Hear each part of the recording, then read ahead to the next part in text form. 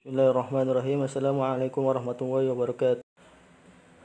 Bagaimana kabar antum semuanya? Mudah-mudahan antum dan keluarga dalam keadaan sehat walafiat serta dalam lindungan Allah Subhanahu wa taala.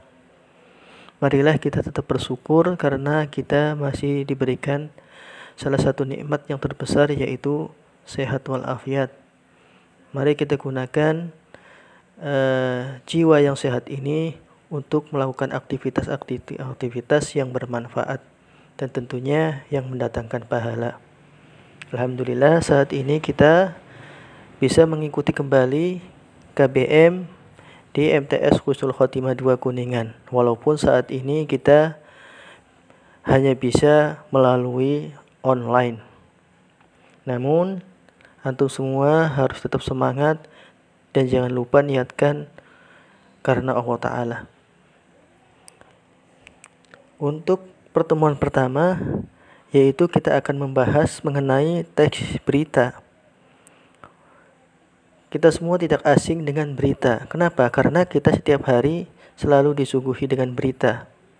Ketika antum melihat televisi, baik itu pagi, sore, malam, pasti kita akan melihat tayangan-tayangan berita. Nah, apa sih yang dimaksud dengan berita? Berita atau teks berita adalah teks yang melaporkan kejadian, peristiwa atau informasi mengenai sesuatu yang telah atau sedang terjadi.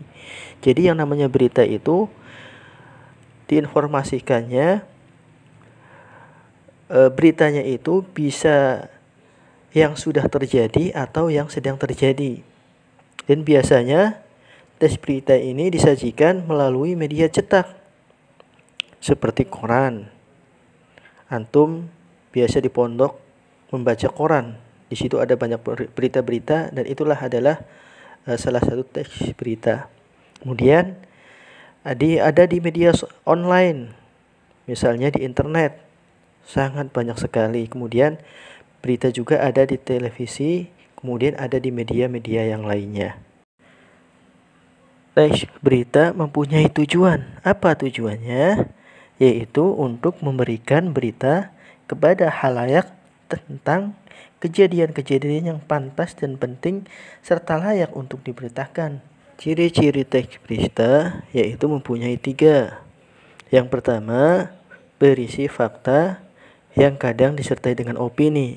Artinya, berita itu tidak semuanya fakta, namun disertai opini atau pendapat.